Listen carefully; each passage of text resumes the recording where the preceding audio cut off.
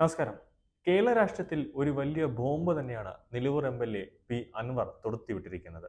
അത് നേരെ ചെന്ന് തറച്ചത് മുഖ്യന്റെ നെഞ്ചിലും. അതോടെ തന്നെ അൻവർ കേരളത്തിലെ മുഴുവൻ പോലീസിനെയും അതോടൊപ്പം മുഖ്യമന്ത്രിയുടെ ഓഫീസിനെയും പ്രതിക്കൂട്ടിൽ നിർത്തിയിരിക്കുകയാണ്. ഉന്നത പോലീസ് ഉദ്യോഗസ്ഥരുടെ കള്ളങ്ങൾ എല്ലാം പുറത്തു കൊണ്ടുവരുമ്പോൾ കേരളത്തിൽ നടക്കുന്ന കാര്യങ്ങളെല്ലാം തന്നെ ശക്തമായി നിരീക്ഷിക്കുകയാണ് കേന്ദ്ര ഇന്റലിജൻസ് ബ്യൂറോയും അതോടൊപ്പം തന്നെ കേന്ദ്ര ആഭ്യന്തര മന്ത്രാലയവും. കൂടാതെ മോദിക്കും അമിത്ഷായ്ക്കും ഇഷ്ടപ്പെട്ട പോലീസ് ഉദ്യോഗസ്ഥർ, അതായത് IPS-ലായിരുന്നാലും തന്നെ IAS-ലായിരുന്നാലും തന്നെ ഇഷ്ടപ്പെട്ട ഉദ്യോഗസ്ഥർ, സിവിൽ സർവീസ് ബ്യൂറോക്രാറ്റ്സുകളെല്ലാം തന്നെ നമ്മുടെ കേരളത്തിലുണ്ട്. അവർ എല്ലാ വിവരങ്ങളും അപ്പോൾ അറിയിച്ചു കൊണ്ടിരിക്കുകയാണ്. മുഖ്യമന്ത്രിക്ക് സ്വർണ്ണക്കടത്തുമായി ബന്ധമുണ്ടെന്നും ആഭ്യന്തര വകുപ്പ് അക്കാര്യം, അതായത് ആഭ്യന്തര വകുപ്പിന്റെ എല്ലാ പ്രവർത്തനങ്ങളും കൈകാര്യം ചെയ്യുന്നത് P. ശശിയാണെന്ന് നിലമ്പൂർ MLA പറയുമ്പോൾ ഇന്നലെ രാവിലെ 10 മണിക്ക് ഏത് ഉന്നത വ്യക്തിയായിരുന്നാലും, അത് ഏത് ഉന്നത പോലീസ് ഉദ്യോഗസ്ഥനായിരുന്നാലും മുഖം നോക്കാതെ നടപടിയെടുക്കും എന്ന് പറഞ്ഞ മുഖ്യമന്ത്രി പിണറായി വിജയൻ ഇന്നലെ രാത്രി 10 മണിയായപ്പോൾ തന്നെ ADGP-യെയും പത്തനംതിട്ട SP-യും P. ശശിയെയും സംരക്ഷിക്കുന്ന രീതിയിലേക്കാണ് കാര്യങ്ങൾ എത്തിയത് എന്ന് വേണം. അതൊരു വലിയൊരു കാര്യം തന്നെയാണ്. ADGP MR അജിത് കുമാറിനെ പ്രതിക്കൂട്ടിൽ നിർത്തി നിലമ്പൂർ MLA PV അൻവർ തുടങ്ങി വെച്ച വിവാദത്തിന്റെ അലയൊലികൾ ഒന്നും തടയാൻ അടങ്ങിയിട്ടില്ല. നിലവിൽ പത്തനംതിട്ട SP ആയിരുന്ന S. സുജിത് ദാസിനെ സ്ഥലം മാറ്റത്തിൽ എത്തി നിൽക്കുന്ന നടപടികൾ അത്ര പെട്ടെന്ന് അവസാനിക്കില്ല എന്ന് തന്നെയാണ് വിലയിരുത്തൽ. വിവാദങ്ങളിൽ മുഖ്യമന്ത്രി പിണറായി വിജയൻ പൊതുവേദിയിൽ അന്വേഷണം പ്രഖ്യാപിച്ചെങ്കിലും ഇത് സർക്കാരിന്റെ മുഖം രക്ഷിക്കാനുള്ള നടത്തിയൊരു തിരക്കട്ട നീക്കത്തിന്റെ ഭാഗം മാത്രമാണ്.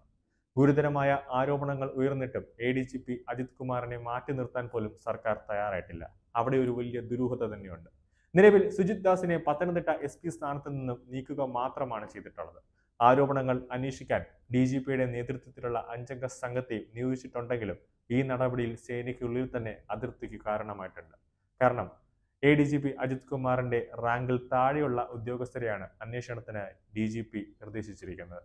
ആ ഒരു അന്വേഷണ സംഘത്തെയാണ് DGP രൂപീകരിച്ചിരിക്കുന്നത്. അപ്പോൾ തന്നെ അറിയാം ഈ അന്വേഷണം എവിടെ ചെന്ന് എത്തുമെന്നത്. കൂടാതെ അൻവറിന്റെ വെളിപ്പെടുത്തലിൽ അന്വേഷണം ഈ സ്വർണ്ണക്കടത്തുമായി ബന്ധപ്പെട്ട് പത്തനംതിട്ട SP-ക്ക് ബന്ധമുണ്ടെന്ന വെളിപ്പെടുത്തലോടുകൂടി കസ്റ്റംസും അന്വേഷണത്തിന് ഒരുങ്ങുമ്പോൾ വീണ്ടും സ്വപ്ന സുരേഷ് ഉൾപ്പെടെ സ്വർണ്ണക്കടത്ത് കേസുകൾ വീണ്ടും തലപൊക്കേണ്ടി വരുമെന്നും കേരളത്തിലേക്ക് NIA-യും എൻഫോഴ്സ്മെന്റും വീണ്ടും ഒരു അന്വേഷണത്തിനായി ഇറങ്ങുമെന്നതിൽ യാതൊരു സംശയമില്ല. പത്തനംതിട്ട SP ആയിരുന്ന സുജിത് ദാസ് ഉൾപ്പെടെ ഒരു പ്രത്യേക ഡാൻസ് ഓഫ് ടീം സുജിത് ദാസിനുണ്ടായിരുന്നു. ആ ടീം തന്നെ വലിയ തോതിൽ പല പ്രശ്നങ്ങളും വരുത്തി വച്ചിട്ടുണ്ട്. തിരുവനന്തപുരം കവടിയാറിൽ അജിത് കുമാറിന്റെ കൊട്ടാര സമാനമായ വീട് പണിയാൻ അതും അൻവർ തന്നെയാണ് പുറത്തു കൊണ്ടുവന്നത്. സെന്റിന് 70 ലക്ഷത്തിലധികം വിലയുള്ള 10 സെന്റാണ് കൊട്ടാരം പോലെ കവടിയാറിലുള്ളത്.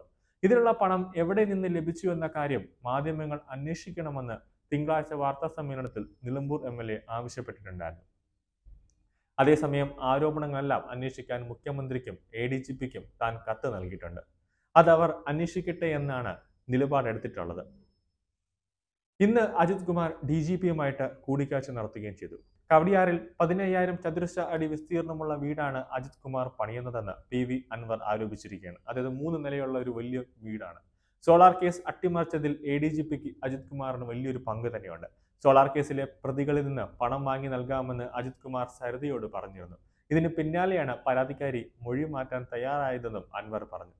എന്തായാലും രാഷ്ട്രീയ കേരളത്തിൽ ഓരോ ദിവസം ചെല്ലുന്തോറും ഇടതുപക്ഷത്തിന് വലിയൊരു ക്ഷീണം തന്നെയാണ്. ഹേമ കമ്മിറ്റി റിപ്പോർട്ടിൽ വരുമ്പോൾ മുകേഷും ഗണേഷ് കുമാറും അടക്കം CPM-ലെ തന്നെ നേതാക്കന്മാർ പ്രതിക്കൂട്ടിലേക്കാകുന്നു. മുഖ്യമന്ത്രിയുടെ മകൾക്കെതിരെ അന്വേഷണം അവസാന ഘട്ടത്തിലേക്ക് എത്തുന്നു. ഇപ്പോൾ തന്നെ ആഭ്യന്തര വകുപ്പ് കൈകാര്യം ചെയ്യുന്ന പിണറായി വിജയൻ പരമ തോൽവിയാണെന്ന് അൻവർ പറയാതെ തന്നെ പറഞ്ഞിരിക്കുന്നു. എല്ലാം കൊണ്ട് തന്നെ CPM-ന് ഇതിപ്പോ കഷ്ടകാലം എന്നതിൽ യാതൊരു സംശയമില്ല. കൂടാതെ ഈ വെളിപ്പെടുത്തലിലൂടെ ഇന്റലിജൻസിന്റെ അന്വേഷണവും അമിത്ഷായും വെറുതെ ഇരിക്കില്ല എന്നത് ഉറപ്പാണ്.